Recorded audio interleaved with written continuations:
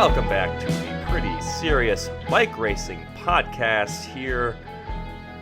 We're recording on Sunday, April 9th. You're probably going to get this on Monday, April 10th. We're going to be talking all about Paris-Roubaix today. A little bit of the Basque Country as well. We're just coming out of the Queen of the Classics, what some people would like to call the greatest classic. I don't know that I agree. We'll get into that.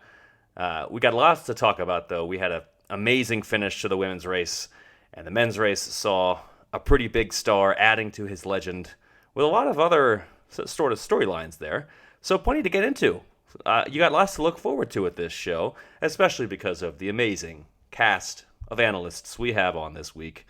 As ever, I am joined by Cosmo Catalano, the very intelligent bike racing analyst extraordinaire. Cosmo Catalano.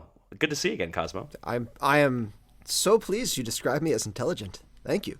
I feel like if you go to an Ivy League school, you just like, I don't even if you weren't, I mean, who am I to say that you're not intelligent? Having spent many years at an Ivy League school, a lot of that time you are wondering where the intelligent people are. I see. Also joining us this week, former professional cyclist, current host, and all-around awesome person / Taylor Swift fan, Abby Mickey. Welcome to the show. Hello. It's funny you mentioned Taylor Swift. The news broke this morning that her and Joe Alwyn maybe broke up, and I've been just devastated all day. Although I don't know how true the rumors are, so I'm trying to hold on to Good hope. thing you have sports to keep you entertained and thinking about other things. And of course, last but not least, one of the finest journalists in the entire United Kingdom, the amazing, live from Edinburgh, Kit Nicholson. Kit, welcome to the show. Thank you for having me back.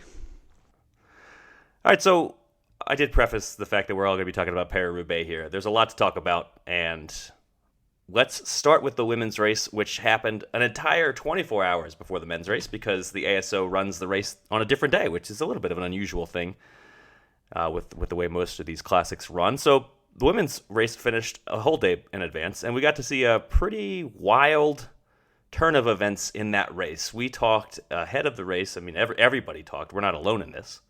About how it was SD Worx versus the world. Maybe SD Worx versus the world with Trek Segafredo leading the way for the world. And that's not really what happened. That's not entirely how things played out. Cosmo, can you tell us how this race was triumphed in? This race was triumphed by an extremely large breakaway, getting an extremely large gap, and an extremely strong chase group being unable to close it maybe when they should have. Came into the velodrome. There was a surprise slip that really set things up perfectly for Alison Jackson of EF SVB Bank, Tibco SVB Bank. And yeah, she won to the amazement of pretty much everyone, and maybe even including herself. All right, lots to talk about. The fact that the early break wins possibly the biggest one-day race of the year is a very surprising turn of events. So I guess let's see. We had the Olympics and then this. I could think of maybe the two biggest times a breakaway has won a big one-day race in the last few years. Let's kind of rewind a little bit to the beginning of the race, the conversation around the start list. Abby, the people who were and were not here made a big difference. Yeah, you mentioned that SD Worx were the out-and-out favorites going into the race, and they have been in pretty much every single race so far this spring. I don't want to cut you off. I just want to say I said SD Worx was, not SD Worx were, because that would be wrong. And you're from North America, and I'm just very disappointed that you have adopted this clearly incorrect manner of speech now that you've been living in Europe so long. But please continue. This is a hilarious... For those who are listening, whenever Dane used to have to edit my pieces, he would get so angry because I write in British. And you're not British. I throw U's around like they're nobody's business. It's frustrating. It's frustrating. Anyway, please continue. We'll keep you, Abby. We'll have you on the team. Thank you. I've managed to get so Abby to call sweaters jumpers, by the way. Oh, true. man. That's the last straw. It's getting worse. I also referred to football the other day to Theo Gegenhardt, and he was really happy to hear that I call it the proper name. Yes. Yeah, whatever. Please continue telling us about the bike race, I guess. Yes, SD Worx was the strongest team going into the race, at least we all thought. But when the start list came out, I think that it was pretty clear, at least to us at the Wheel Talk podcast, that SD Worx was not lining up with the strongest team that they could have. The most notable absence was Marlon Reusser, who won Gent-Wevelgem solo, is the runner-up for the Olympic time trial, and also for the World Championship time trial. And apparently, she had a really bad experience at the first Paris-Roubaix Femme avec Zwift. Fair. It was wild. And she requested not to do the race, which I find really interesting because she's, I think, would have been one of the favorites given her skill set and the course itself. But yeah, that was kind of the biggest talking point going into the race, was just that SD Worx, while they've been super dominant this year, Reusser was off the start list. Demi Vollering was not on the start list. She is targeting the Ardennes and the stage races later in the season. So for her to take the risk of racing Paris-Roubaix Femme avec Zwift was not worth it. And SD Worx was not as strong as we would have thought. They still had a heck of a team, obviously. But who knows, maybe that one rider, particularly when the one rider is Marlon Reusser and has this huge engine, I mean, that's what she's known for. Maybe that makes a big difference.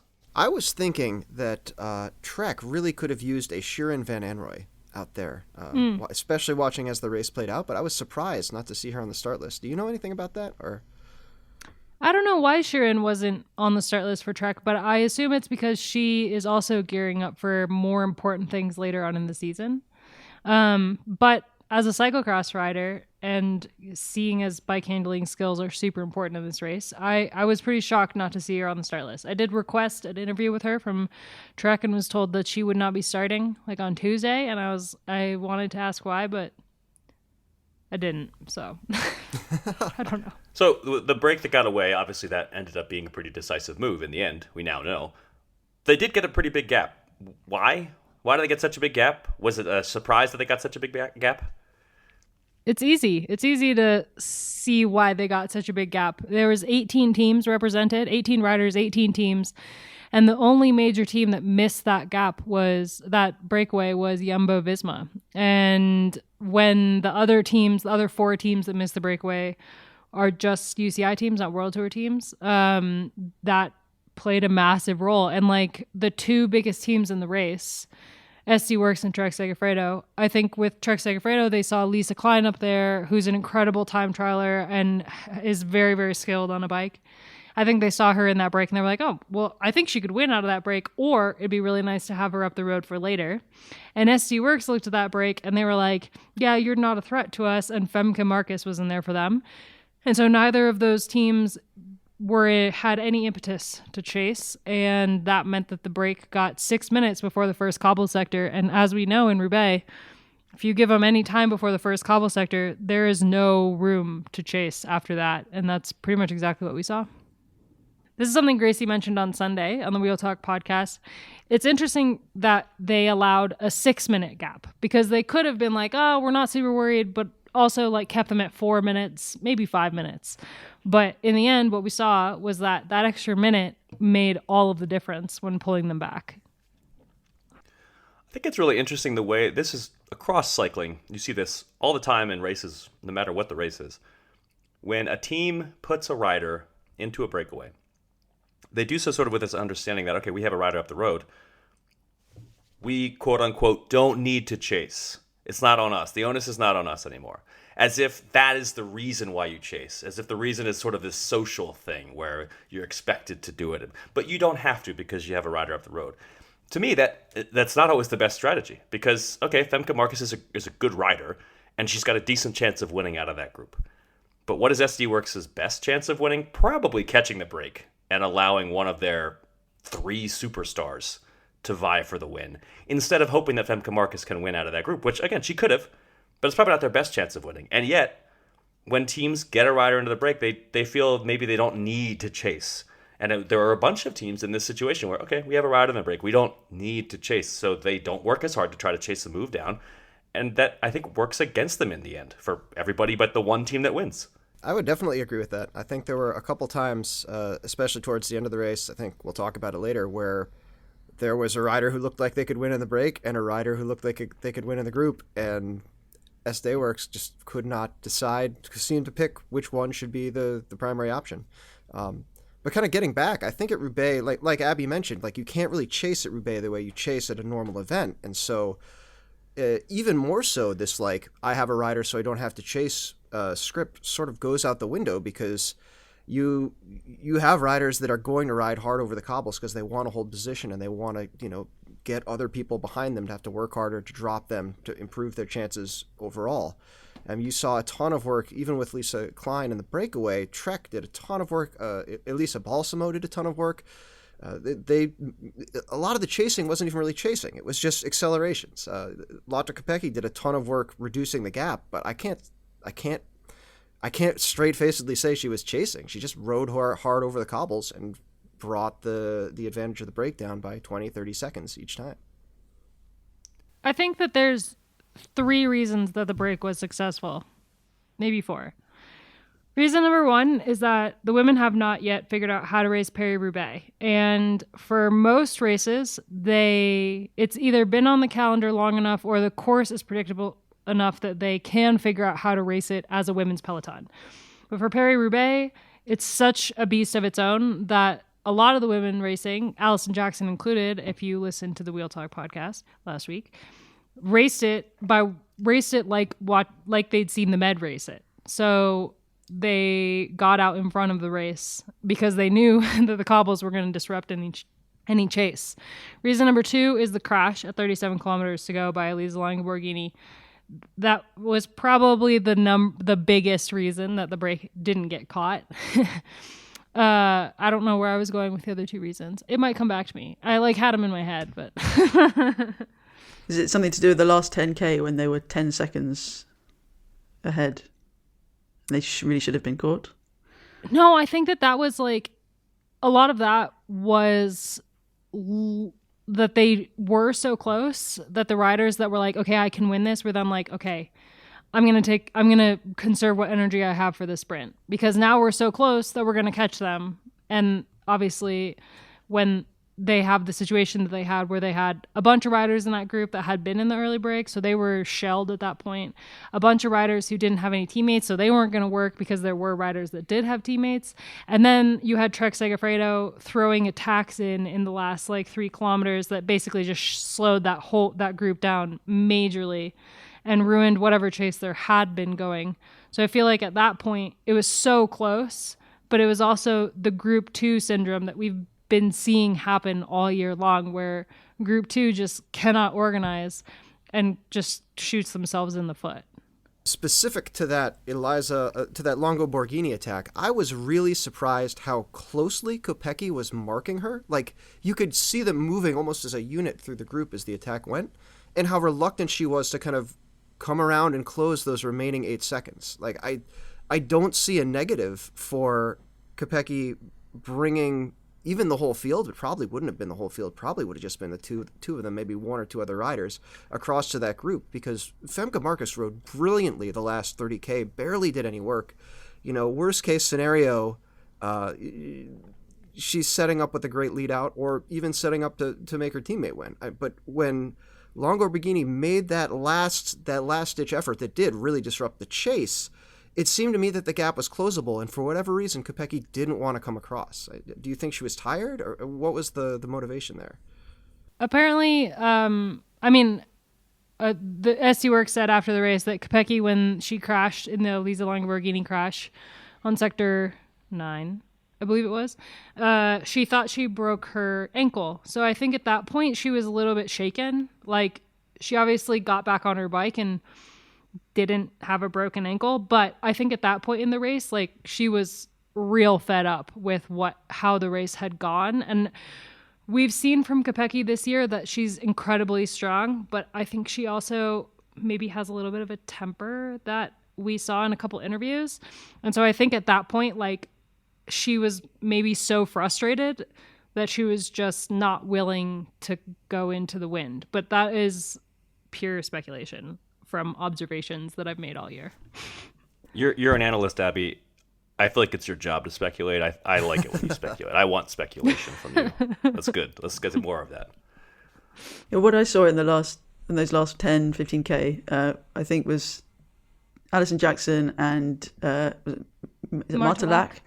Yeah, in the breakaway, really going for it, and whether it was just kind of we're having a bloody great time, let's crack on and see how long we last, or whether they still believed. I mean, they must have still believed, but in the group behind, as they got to 10 seconds, and with it was a little bit more than 10K. I think they got it into their head, like you were saying, Abby. There's only a matter of time. It's only a matter of time before we catch these guys, but they forgot that they actually had to make it happen. And then the way that they did, rather than, I mean, Trek needed to bring that.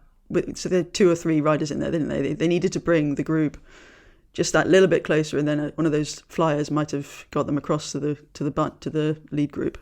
But it just seemed like, the curse of Group 2. We should probably talk about the winner a little bit. Oh my God, can we please talk about the winner? First Canadian to win Paris-Roubaix, men and women. First North American to win Paris-Roubaix, men and women. Huge deal. She's got quite an online following for her dancing moves. I think she's an extremely popular rider among North American fans and among North American riders too. You can just tell she's a rider that is popular with other North American riders. People like her. She's a likable person. She's a likable rider. Why was she the one who won out of that break? What was it that kind of put her over the edge there? Obviously, there was a crash late that took Femke Marcus out of the equation, and I think that's a big part of it. But that's not the only thing. That's not the only part of it, and I think she was one of the favorites going into that the velodrome. I think she would still have won whether or not Femke Marcus was there. But I kept waiting for her to launch a late attack in the last 3K. I was waiting for it to happen. She was second or third wheel through the whole of that run into the velodrome, but she was clearly just confident and patient enough to leave it up to her sprint. So as soon as they entered the velodrome, she was still second wheel, and then she slotted into that gap on Boris's wheel when Lack dropped back. She knew that she was going to win from that group, and she was just the strongest all day, even though she'd been covering and launching her own attacks. Yeah, the positioning was like she couldn't have positioned herself better. Through the entire last kilometer into the velodrome, she couldn't have been in better position. And Femke Marcus did a really stupid move, trying to move up on the inside of a track. And because of that, I guess she never would have won Paris-Roubaix, because you kind of got to keep your head on straight to win a race like this. But I think for Alison, she obviously had really good legs on the day, because she was a driving force of keeping that breakaway. But she also just, like Kit said, her patience and her positioning really made all the difference in the world. I think a lot of people were really focused on how much work she did kind of in the cobbles at M, and right afterward really kind of driving the group and screaming at everybody like, hey, we can win this. Like, she did all that, and then like Kit mentioned, she just slotted in second, third wheel, kind of let the race go around her in the velodrome, and like, again, great position. And she said, one of her things she said in the post-race interview was she could see it, like she could see the finish of the race kind of before it happened. As soon as Slosh pulled off, she was like, there we go. This is where I'm going, right around, gonna win it. And it really seemed like everything was clicking, and she was just completely dialed in to winning that sprint. I think it's also the finish at Roubaix is such a weird sprint because it's so atypical. Like, it's not like a pack sprint in a stage of a stage race, and so there's a lot more just power and going for it, and that is really how Jackson rides kind of all the time. Like, she has that just power to make it off the front, but not necessarily to outkick other people unless everyone is just tired and wrung out, the way you end up with at the finish of Roubaix.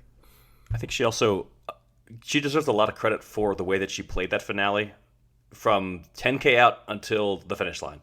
So when they're arriving into Roubaix and getting towards the velodrome, as you say, she's doing a lot of work. And I think on the one hand, you might think, as if you're watching this, well, she's doing too much work. But I think she knew how good she was. And she knew that if they just stay away, she's going to beat everybody.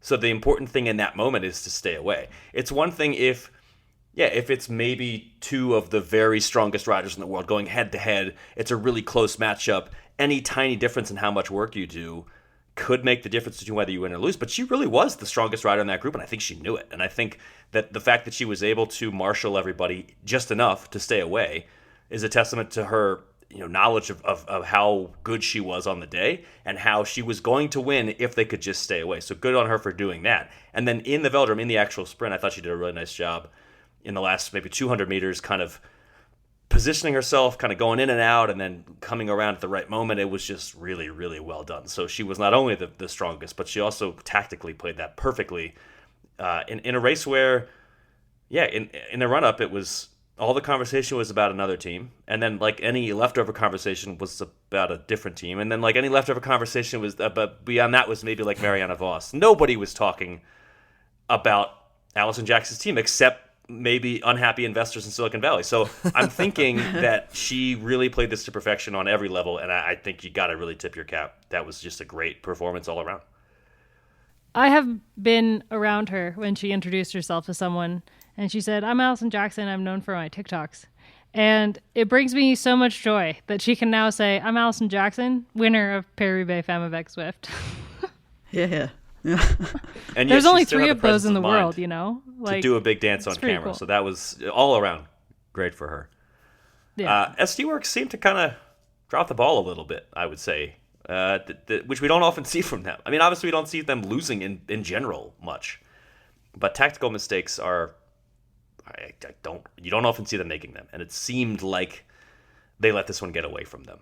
Well, it was really interesting in this race. We had race radios, that like the card to the teams that we were able to hear. And at one point, the director, Lars Boom, he told them to remain calm, to stay calm, be patient in the cobbles and stuff like that. So I think there was like an overconfidence for them, which they may have earned this spring with the amount of races they've gone 1-2, and especially with Wiebes and Kopecky. I feel like there's a chance that Kopecky, maybe her form is tapering off a little bit, because when she attacked on Sector 12 and Brand, Longo Borghini, Elise Chabi, and I believe it was Flirty Mackay were able to follow her, I think 1 week ago, no one would have been able to follow her. So I'm curious if maybe she's just kind of coming down from what's been an incredible couple weeks for her. I mean, she's been almost unbeatable except by her own teammate since Omloop Het Nieuwsblad in February. So to hold that form all the way through Paris-Roubaix Femme avec Zwift would have been wild. So I'm not super surprised if that is a reason, but I also think that they maybe just had a little bit too much confidence in their ability and didn't factor in the fact that it's Paris-Roubaix and it's really hard to predict anything, and you really have to be on the ball at all times. Yeah, I felt like besides that attack, the only times we saw SD Worx was in a state of some degree of desperation. Certainly early in the race, I mean, Trek Segafredo until, I don't know, yesterday morning, they had a 100% record of the race. Yes, it's only 2 editions, but they certainly raced into the first cobble sector like they owned it. Obviously, then crashes took them out, a few of them out as well. But yeah, I mean, when you see Wiebes doing the chasing, she's probably a pretty good person to have sticking on the front for a short burst of acceleration to try and close a gap. But I'm struggling to think of any other SD Worx faces besides Kopecky and Femke Marcus, and then Wiebes for a brief period of pace setting. They were otherwise just kind of seemed like maybe they were still trying to work it out. There's a bit of that overconfidence but underpreparedness. I was just going to say that it was really fun to watch and really hard to read. I think a lot of team directors were probably as clueless as the people in the like every 30 seconds in the Discord, they're like, oh man, the brake's going to get away. Oh wait, no, Kopecky's got this. Oh wait, the brake's going to get away. Oh no, Kopecky's got this. Man, the Discord sounds like a great, fun way to watch a bike race. You should just go sign up at Escape Collective and join the conversation. Lastly, I know, Abby, you had something to say about Marianne Vos, greatest ever. Yeah. I think like maybe she wasn't on top form going into this race, but she's obviously still a favorite. She's Marianne Vos. She's won pretty much every single race ever in the world, except maybe like Athens Twilight. but you never know. And she was a favorite, an outside favorite, but still a favorite going into the race. And she had a terrible day. Like, she had a mechanical going into the first cobbled sector. We saw her chasing by herself and then getting caught behind the remnants of the peloton that was basically being spit out the back on the cobbles and having to dodge through cars. Her team was nowhere to be seen when she was chasing, which I found really interesting. And I feel like it is a very good segue into the men's race because, like, what tires are Jumbo-Visma using? Yeah. I would just add to that, though, that there was a real resilience to her race because she did finish 10th and she didn't give up. For a second, I thought she was still going to win this thing. Like, when the crash happened and when Elisa crashed and she took out basically all the favorites and that whole group that was chasing, and there were riders like running around the field to get around all the bodies because there were so many people like piled up on the cobbles. And then at one point you see the peloton, which is like 4 Jumbo-Visma riders lined up, and the break was coming back at that point, and I was like, holy crap, Voss might actually still win this. Like, there's a chance. And obviously it didn't work out in the end, but I feel like her day, you could make a movie out of it.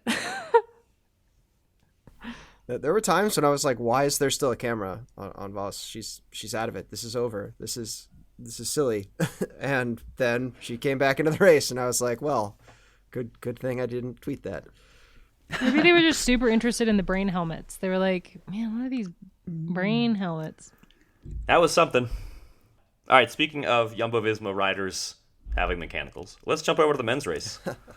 Cosmo, what happened in the men's race? There was a surprisingly early elite selection driven clear by Wout van Aert after a long period of not a break being formed.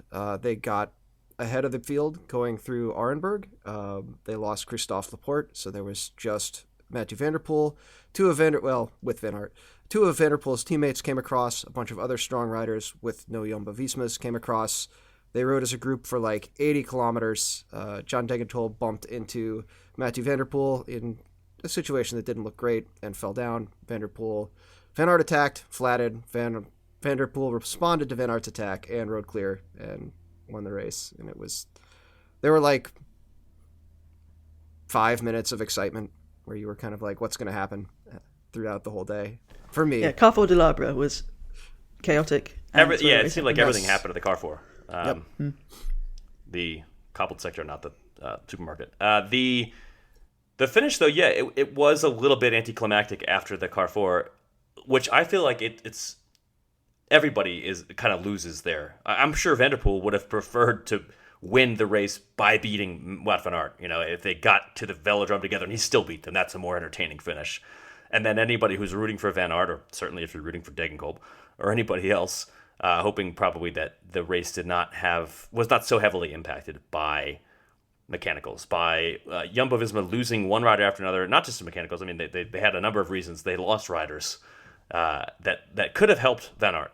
I was going to say, I do want to point out that at 110K to go, before any of this had happened, Van Aert went back, got a flat changed, and they were talking on Eurosport to Philippe Gilbert, who's on the back, with 109 kilometers to go in the race, and he's already he has said Van Dijk had a problem with a mechanical. 2 or 3 other Jumbo-Vismas had been back from mechanical issues. He said, so they're having really bad luck today. And I think after the whole race, in context, we can say that maybe there's something going on other than luck here with whatever they put together for today's event. I would say it's really, really, really hard to make any sort of definitive judgment at Roubaix about that, because this race is so random. I mean, it really is. People love this race. A lot of people really, really, really like this race. I think if you ask like maybe half of cycling fans, they'll tell you this is their favorite one-day race. I still enjoyed watching the race today, the men's race today. I think it was a really good example of what can bring this race down a little bit. It can make it really entertaining and fun because it can make somebody who you weren't expecting win the race. It can also take a lot of favorites out. The randomness, the chaos of the cobbles. You can just puncture at the worst possible moment. Crashes that you couldn't really do a whole lot about. There are crashes that riders could have done things about, and there was a moment in the very end of the race where Van der Poel came really, really close to crashing on a corner that did not seem necessary for him to be taking that corner so hot. He avoided it. But there are other crashes in this race that can be pretty unavoidable, and the randomness plays a big role. Today, with the men's race, the randomness, I think in general, probably just made it so that the rider who was maybe most likely to win, or at least really neck and neck with one other person, did end up winning. So it wasn't like we saw somebody completely random win. It was just kind of a shame that we saw a rider who could have been up there with him, Wout van Aert, taken out by that sort of randomness, the randomness of Roubaix. The punctures happen to everybody. And yeah, maybe they happened to Jumbo maybe a little bit more today than normal, but is that really, can we say definitively that's because they weren't prepared? I don't know. I think it's just a random chaotic race. The part that I find the most frustrating is that the team that went in the boldest, like really took the initiative, ended up getting the worst luck, and a team that basically had numbers and was able to leverage those numbers and ride kind of, I don't want to say totally blandly. He definitely never looked like he wasn't the strongest in the race, but it seemed to me to almost punish the sort of initiative that a random race like Roubaix can reward. We should talk about the team strength of Alpecin, which is not something that we talk about often with them. Not because they're a bad team. I think it's not like they are a bottom tier team with a superstar rider. It's that Jumbo was so strong all Classics campaign that in general, if you're talking about a strong team, you're talking about how strong Jumbo is. And then it's just sort of everybody else trying to match that level. And going into a race like this that Jumbo has the numbers with obviously Van Aert, but they also have Laporte. They have last year's winner Dylan van Baarle, Nathan van Hooydonk. They have so many strong riders that you're expecting that team firepower to make a big difference. And at the end of the day, the team with the firepower, the only team with multiple riders in that lead group towards the very end was actually Alpecin. And it was Van der Poel. Yeah, you expect him to be there. I personally was not expecting Jasper Philipsen to go this deep into this race. We just haven't seen him do that in the Classics like this. And I was extremely impressed with what he did. I think that bodes really well for them in the future, that they can now rely on that strength of the 1-2 punch there, which they already can rely on in more sprinter-friendly races like a Scheldeprijs or just any sprint stage at a Grand Tour. But in a Classic, to be able to rely on that firepower that they have there, they got to be pretty happy coming out of today with a win and a second place. Philipsen did absolutely boss Bruce de Panne, though. Not only winning the 3-up sprint, 4-up if you include Frisson, and I only don't include him if you didn't watch it because he dropped for the sprint. It was 211 kilometers, and it was part of the driving force in that split that went away to take the win, and he was all over that race. So I wouldn't say it's necessarily I wouldn't say it's necessarily surprising to see him there. I was pretty surprised. To me, the cobbles at Roubaix are so uniquely bad. They're just different. I mean, the cobbles in Flanders in general that you're racing on are so tame. They're not tame relative to really everything else in the world, but relative to Roubaix, really impressive. Isn't Bruce de Panne the one that's basically the don't they call it the classic of the tram lines rather than the cobble classic? That's what Ronan calls it. There aren't yes. any.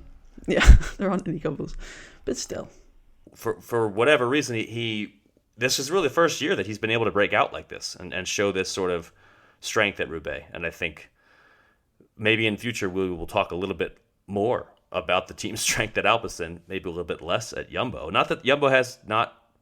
I feel like it's such a complicated issue with Jumbo because I said this on the Discord for the Escape Collective that you should join, that the Jumbo team has had such a great Classics campaign, and yet years from now, who's really going to talk about how great Jumbo was this year if they didn't win Sanremo, Flanders, or Roubaix? It's a shame that I think, and that's something that I think becomes more and more prevalent every year, that we only focus on those monuments. But I think this is a disappointment. This Classic campaign is a big disappointment for Jumbo to not come away with one of those wins when they were favored to win all of them, really. I mean, they really were favored to win every one of these races because of Wout van Aert, and with Christophe Laporte as a great backup, they came away with none. They win none of them, and I think that they're going to be pretty disappointed about that.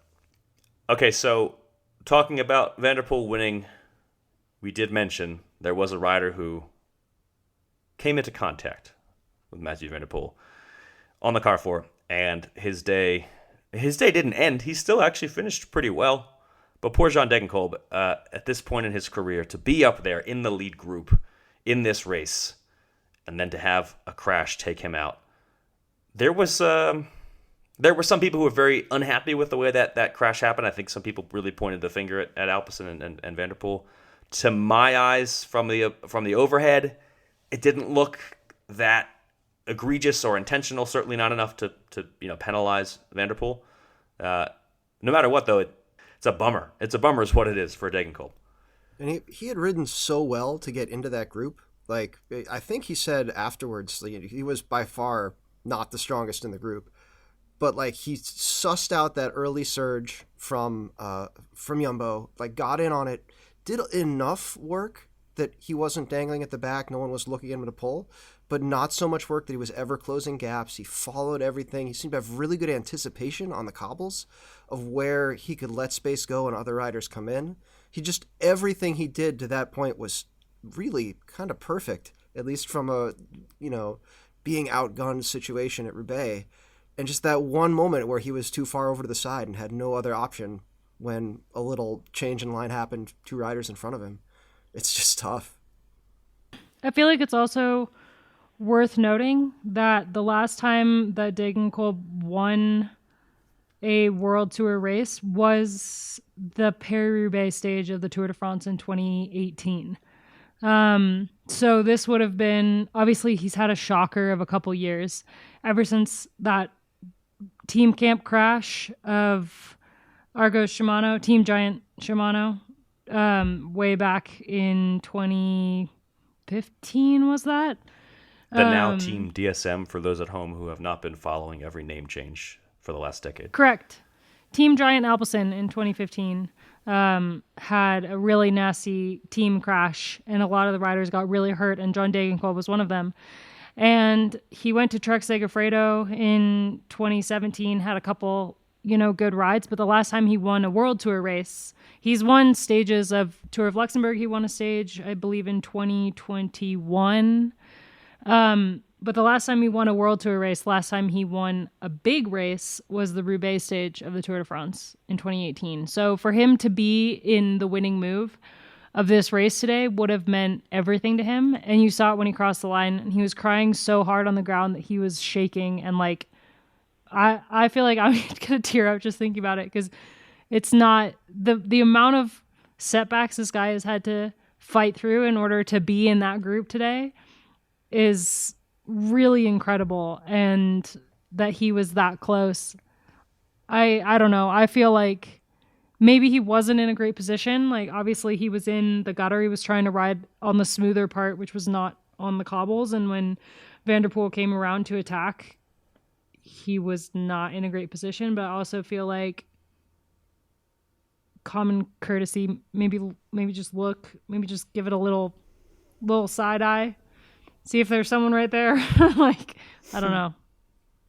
Yeah, That's I have just to me. be on. I mean, yeah, I was just, as soon as Degenkolb bent down, I was like, I don't know, not the end of the race for me, because there was still a great group there, but it was just like, because I love an underdog, who doesn't, and although he was the only former Paris-Roubaix winner in that group, it was quite a while ago, and he was definitely probably had the biggest underdog status, besides the remnants of the breakaway who were dropping away. So yeah, and then and I know it was not Van der Poel's fault, but when he fell down, and then when Wout van Aert 5 seconds later flatted and Van der Poel went off, I don't know, I felt like the cycling gods had looked down from heaven, sent a puncture down and missed. Yeah. So it was just a kind of heartbreaking, well, not even 5 minutes, it was barely a minute probably. Especially that was for Degenkolb. tough. And watching him cross the line was just... Oh. For the enjoyment of the race, that was tough. I do think, I did point this out earlier. I don't think it's fair to say that Van der Poel won because of XYZ, because at the end of the day, I think he could still have won. I think there's a really good chance he still wins, even with those same riders in the group. But I think it's a much more enjoyable finish if we get to watch that happen, rather than getting to watch him just sort of cruise over the last 10 minutes. Yeah, and we talk about luck so much. You need so much luck. We talked about it yesterday as well. But just that it was so condensed into that short period, and so much luck happened to those around him. So much bad luck happened to those around him. It wasn't a great line in the story that made Paris-Roubaix. Yeah, it was a bummer. And I think regarding how the bad luck was squeezed into a small time, we should note that Christophe Laporte being out of the equation did not help Van Aert. Had he been there, maybe things are different if Christophe Laporte is in that finishing group, that lead group when the puncture happens. While we're also talking about Jumbo-Visma, I think Van Baal was in the same group as Van Hooydonk, was he not, on the Arenberg? Or close to anyway. And Van Baal hit the ground hard. And so if they'd had, that extra body, Affini also came down earlier in the day. He was doing a lot of work earlier in the day, so he might not have been there anyway. But it was just, you can't, hindsight is a wonderful thing. You can't help these things. But yeah, there was a lot of bad luck falling in one direction. The gap between Van Baarle and Vermeersch and Philipsen on the Arenberg, like the crashing to not crashing gap, was one or two riders. It was super close. We didn't see the actual crash. We saw the immediate aftermath. Like, you can still see the lead moto, and there's 5 riders there. The last one, I think, is Vermeersch, and then there's 3 or 4 bike rider length gap, and then bodies on the ground, and at the bottom of the bodies is Van Baarle. So, like, that is the margin by which these races are decided in positioning sometimes. All right, speaking of rough classics campaigns, Soudal, Quick-Step. Yeah. I can't remember Soudal, a time when they were this bad. They had a just god-awful classics campaign. The best result that they achieved all spring was 3rd at Bruges de Panne with Yves Lampaert. There was in that same crash we've just been talking about with Van Baal, Casper Asgreen was caught up, and he was sitting there almost with his, the crook of with his knees held in his elbows, just like, oh, for God's sake, man, not again. And it reminded me of I tweeted it this evening, that it reminded me of an image of Le Salmon when he crashed in the last kilometre, and he's just sitting there just like staring into the distance. And it really just, I don't know, pulls at the heartstrings. They really have had no luck. And did we see anyone besides Yves Lampaert in the chase group doing anything except for chasing back into a group from that team? Seneschal tried to get into a couple of moves early on, but otherwise they were all just chasing all day. I think I saw Seneschal flat out of something, but I didn't, he wasn't in the front of it doing work, so. I think we talked about before that, to me, this year, it seems like Asgreen is really, it's all in, like, he's the guy. They need him to be good, and if something happens, that's it. They don't really have enough strength. Yes, Lampaert is good. Is he good enough? I don't think so. It's interesting to see Tim de Klerk trying to get into the early breakaway. Well, trying to get into the moves, and it didn't look like the kind of Tim de Klerk chasing down moves. He was in the first 2 or 3 riders with, I don't think anyone particularly notable. So it wasn't like he was chasing down Jumbo-Visma. That's maybe them trying to throw some innovation into their plans, or give Tim de Klerk a day in the breakaway, see if he can do an Alison Jackson. I don't know. It was just confusing at that point. I was going to mention, kind of based on seeing Tim de Klerk more active in maybe trying to start something than chasing it down. This is the second weekend in a row where we've had a huge, fast opening to a monument where no break has gone or has been able to go. And I'm sort of wondering, is this becoming the trend? Is this the pattern that the teams are so strong and so aware that they are willing to basically do 100K of leading out before launching a strong domestique or a leader, even as we saw today up the road? They did have a really fast tailwind in that early phase, and apparently they had the same last week. So that might have had something to do with it. But yeah, it took 100 kilometers nearly for anyone to go away, and they stayed 90 seconds up the road. Also, if I'm watching on Saturday and then I'm racing on Sunday, I'm thinking I might want to try to get into that breakaway. So there might be a little bit more competition there than normal. End of the day, Mathieu van der Poel, 4th monument of his career. He's had a heck of a season with a Milan-San Remo win, now a Paris-Roubaix win. And for those keeping track at home, that's 4 to Van Aert's 1. Yes, Van Aert has won a green jersey at the Tour de France, but I think they are inextricably linked in the rivalry department. We always talk about them as rivals for good reason. And at the moment, Van der Poel he's in the lead. So that's got a great on Van Aert. Now he has to wait just a casual 11 months to get another shot at these sorts of races, because that's what they're really going to target. Obviously, the Tour is a big target for Van Aert as well. But in the monuments department, in the classics department, advantage Van der Poel right now.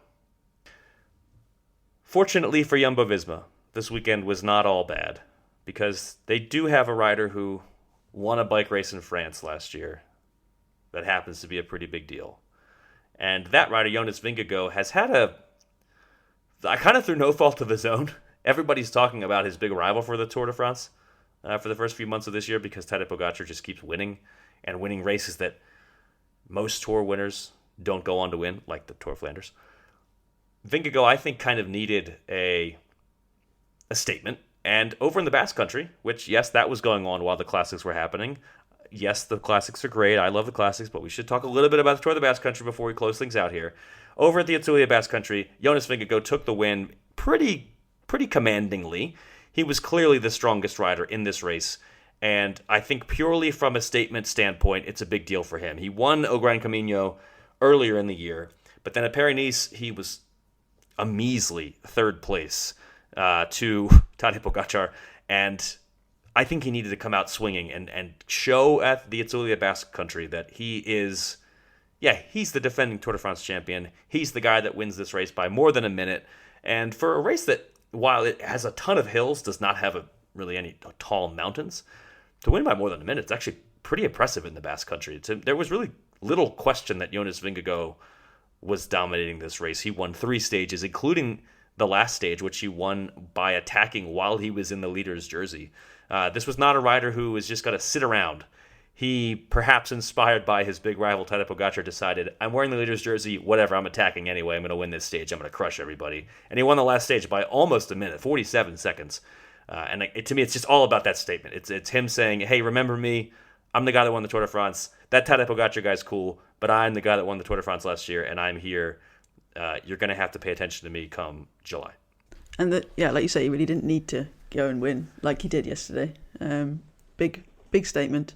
I think one of the things that it shows, besides it being a psychological assault, is that there are some names just behind him. I mean, obviously on the podium you've got Landa and Izagirre, who is a very good rider and who does particularly well at the Basque Country, maybe not a contender for the Tour de France. But then there are other names like James Knox and Esteban Chavez, who behind them were having really, really good races. I mean, Knox finished second yesterday. He had a really bad year last year, so he's coming into some really good form. I'm not saying that James Knox is a Tour de France contender, but it's just, I think Vingegaard was going to win this race. He didn't need to win 3 stages while he was at it, as Primož Roglič did as well last week, or a couple of weeks ago. So that's a nice pattern for Jumbo-Visma. But I was really interested to see, while Vingegaard was having his fun, the other riders who were really starting to lay down some markers and show that they're back. And I'm particularly happy to see that Chavez is one of them. Yeah, mentioning Chavez, I mean, he's now been very active in 2 back-to-back stage races. He was very active at the Volta Catalunya and then again at the Itzulia Basque Country. He does not come away with a top 10 in either race to show for it. He was 11th in Catalonia and he's 12th in the Basque Country, which is a shame because he really did animate this race. He was making attacks in both of these races. He was making it interesting, and I think he was reminding us of why he's such a likable character. He's a likable winner. He's somebody that a lot of people root for, and I think we saw again why.